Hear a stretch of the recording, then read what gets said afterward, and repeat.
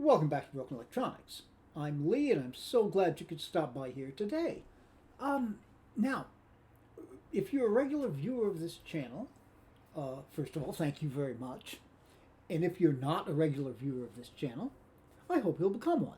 But in any event, people who do follow the channel will remember that some weeks ago, I did a video about installing one of the last remaining Linux distributions that support the PowerPC architecture, and most specifically the PowerPC Macs that are the main focus of this channel. Not the only focus, but the main focus. And that installation became kind of chaotic. I did end up with a working installation out of all of that. But I hadn't been able to actually do anything with it because right about the time that I got the installation finally to work, the Fienix repository went down, and it stayed down. The fact that Fienix has its own repository is an important part of this distribution, since you really can't just go out on the internet and find any Linux applications. They have to specifically, of course, support the PowerPC architecture. And Cullen, the development team, as it were, the one-man show behind Fienix, has put a lot of work into finding applications that will in fact work and putting them in the repository. So without the repository, there was just too much missing to really make any sense out of it. That's now up again, but what I proposed, and that very recently up again, by the way, what I propose to do in this video is to go over what went wrong and a possible fix for this, so that if you decide to install Fienix, you won't necessarily have to go through everything that I had to go through. So I'm going to start out by booting up Fienix over on the PowerMac G5 Quad and go over some of what went wrong, what has now been fixed, and what I had to do to fix it. So if you're interested in seeing that, and I certainly hope that you are, please stay tuned. All right, now in the previous video, this is where things were definitely amiss. Instead of this beautiful background for the login screen, and I've got to give Casey Cullen full credit. This is a visually stunning distribution. He's put a lot of work into it. And, you know, appearance counts for something. All right. What we had, though, was a black screen, and then the data entry box was on the other side of where the Fienix bird is. Now, you couldn't see it then. It was white. But you could put in your username and your password, and this time, having sat for over 24 hours, it accepted it. All right, so let's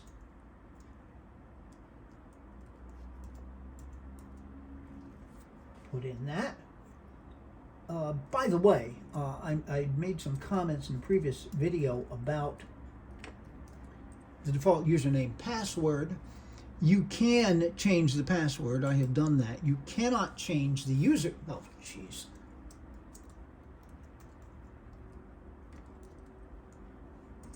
You cannot change the username. Now, what you could do, of course, is to create a new user with an individual password. That would work fine. Okay. And here we have the default background. There are a lot of possible backgrounds in here. I'll play around with that. There are other themes you can put in. But this is not an overview of Fienix at this point. When I first got this booted up and was on the desktop, there were things that were missing. For example, this folder icon, which is the file manager, was there. The menu was there. This icon here, that is for the interweb browser. That was missing. And this icon here, which is for the Fienix Companion, which is an important aspect of this. The Fienix Tour video, for whatever reason, that doesn't work. Install Curated App Suite. He has an app suite that has got quite a number of different apps. LibreOffice is in there, Balsa Email Client. Again, quite a number of things. Audacity, video viewers, the sort of thing that make the operating system a whole lot more pleasant to use. And instead of having to hunt through every one of those in Synaptic, you can click on that. Now, that didn't work, but I'm getting ahead of myself. I was able to get into Synaptic through the menu here, in Administration, open that up, and install both Interweb and the Fienix Companion. In order to install them, since the repository was down, and stayed down for a week and a half anyway, I had to put the DVD back in, and those were on the DVD, so I installed that. I was eventually able to install a lot of other things off of that. Now, I did find when I got Interweb down there and tried to open it, it couldn't go to a website. That was easily fixed through some terminal commands. If anybody's interested, I can post those for you. But anyhow, it is now functional. Now, I'd like to give you my best guess as to where this went wrong. As I was waiting over that time for the Fienix repository to come back up, I happened to watch a Michael MJD video. Those are always fun. And this one in particular, I believe is his most recent one, he was trying to install OS2 Warp 3 onto a physical machine. And as his tag phrase is for those things, everything went wrong. He ended up installing it into a virtual machine, which actually worked. Anyhow, one of the things as he was struggling with this, he mentioned some machines, some installers, some optical drives have got a problem with rewritable optical media. In his case, it was CDRWs. Well, I used a DVD-RW to burn the Fienix ISO because that's what I had. So I'm going to give it a try again, this time with a DVD plus R, which can of course be rewritten but only once. I have re-downloaded the ISO file. I have burned it to said DVD plus R. Interestingly, I had to do that in Leopard because while I was sure I had gone into Synaptic and installed a DVD burning piece of software, I can't find it if I did. But anyhow, I've got that set. So we're going to shut the machine down now. I'm going to put in, take out this hard drive, it's an SSD. Take out this SSD, put in another SSD that's blank, and try installing it again. And we'll see if that fixes it. If you'd like to know the answer to that, stay tuned. All right, here we are in the Fienix installer yet again. Focus, there we go. Okay. And I might as well start the timer now. I'm going to see how long this takes from loading the kernel. Now, you can go back if you want and look at the previous video, and you'll see a lot of the various steps that go in here. I don't think we need to record all of that here, but certainly I'll bring you back when we reach pre-seed. So stay tuned. By the way, just as the partitioner has just started up, and I thought I would note here, the pre-selected option is guided use the largest continuous free space. What I have found works best is to use the entire disk. So we'll arrow down. By the way, there's no mouse support here. And go on. Okay. And it's already pre-selected. This is a half a terabyte Timatec drive. Okay.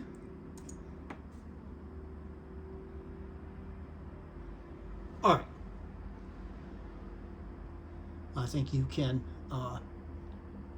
take a little time off. I will wait through the rest of this. Stay tuned. And this is the point. Running pre-seed, 17%. We're at 21:15 now. It ran up to 17% very quickly. Now, it is normal for it to stick here. Casey did an installation tutorial on his channel. And by the way, if you're at all interested in Fienix, I would very much suggest that you subscribe to his channel. I'll try to remember to put a link in the description. But it clearly stuck here. It's impossible to say how long it stuck here because he was time-lapsing it. But he did stick here. Anyhow, I'll be waiting this out, and we shall see. Stay tuned. Well, it's gone past it. In fact, I didn't even see. Installation is complete. So, yeah, that I was a little late there, but yeah, 24 minutes. That's pretty darn good. It didn't stick on running pre-seed for more than a few. Wow. Okay.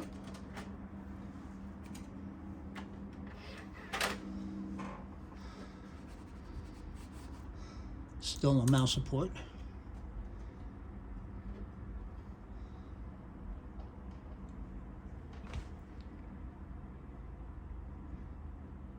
And now it's restarting the system. Okay, so what we have learned so far is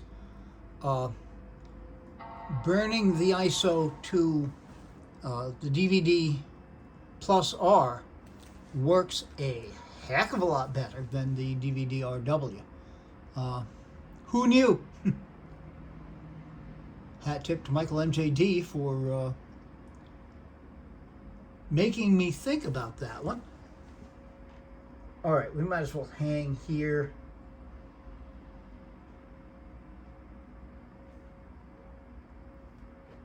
To see it boot. If it boots. Wouldn't that be a kick in the head?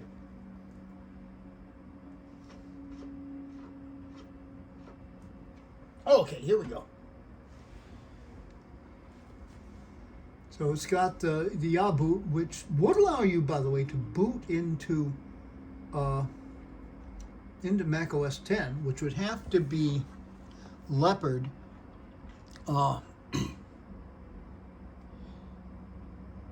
And at this point, the boot link there, you could put things, but yeah, it'd have to be Leopard because the Tiger drive is on an internal FireWire drive, FireWire 800.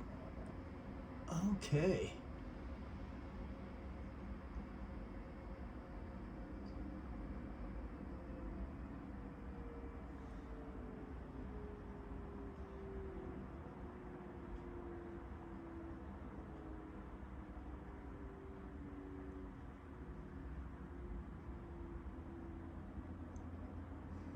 So I don't remember it taking this long to boot up. This must be first boot material.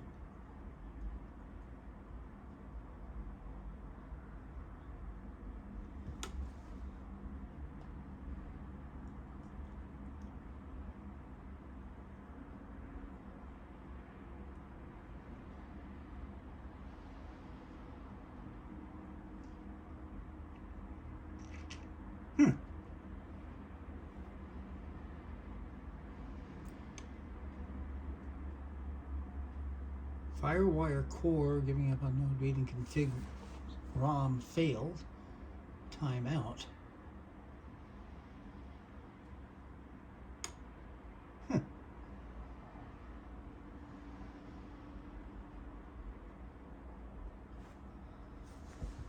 Well, perhaps I spoke too soon. Stay tuned. All right, Lord knows what's happened. I reran the installer, and yeah, something didn't install the first time, but we're good. So our first time booting up here, we have our normal login screen image. Okay. Back to the default password. This is new installation.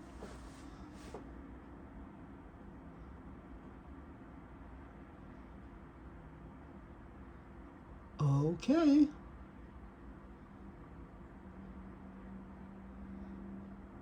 All right, and here we are.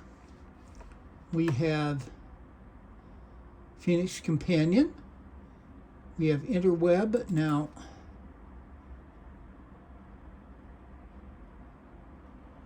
are you going to boot? Yes, you are. Okay.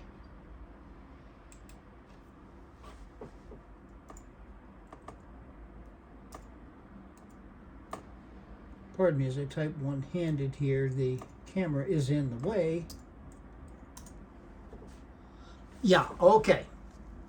So we don't have internet. Let's see if I actually remember the commands. System tools, Mate terminal. All right. Su space password. Oh, wait a minute. Yeah. No, we want the root password, of course. Which I probably just messed up. Okay, let's try that again. And password. No.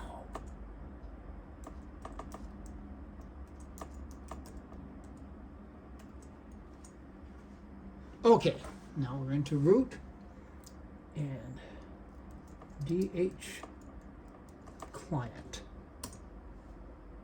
Oh, DH client. File exists.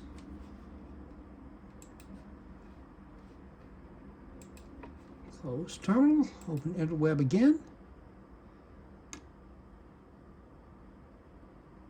And this is a bug. Every time I open Interweb, it asks to be made default. Okay.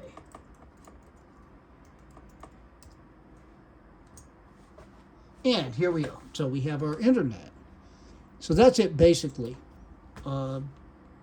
Get super user access in terminal, and then just type DH client. So it finds the file, and everything is good. All right.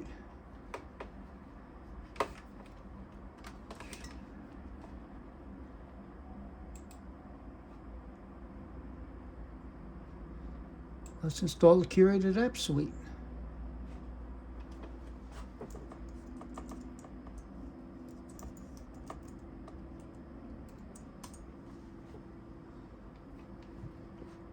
Now you can see what's in the curated app suite.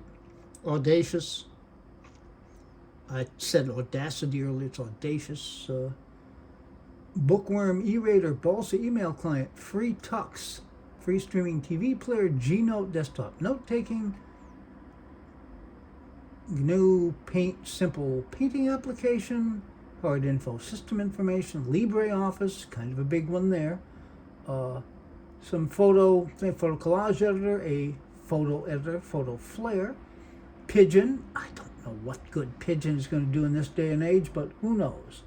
Shotwell Photo Manager, some games, Stream Tuner, simple task manager, time shift system restore utility, which could be useful. Transmission could be useful. All right, we'll install the apps. Now, this is going to take some time, and I don't intend to do a complete and full review of Fienix. What I really wanted to show, oh, Fienix Companion encountered an error. That stinks. Well, I'll sort these out. What I really wanted to show is that there is a way around the problems that I was finding. Basically, yeah, I know I had to run the installer twice, but we did manage to get it installed. So anyway, we will be back. It'll take at least a couple of weeks. I'll get this thing set up, and we'll figure out where we're going moving forward with Fienix on the quad. Until such time, be good to other people. They need it. They deserve it. Be good to yourselves. Any good we do with the world has to start from there. We'll make the world a better place, but it isn't yet. So please take very, very good and careful care in these still difficult times. Yeah, we'll be back with a report on Fienix. We've got a lot of other PowerPC material coming up. I've got a fair amount of Mac Pro material still coming in the works. So until all of those things are available on the channel, this has been Broken Electronics.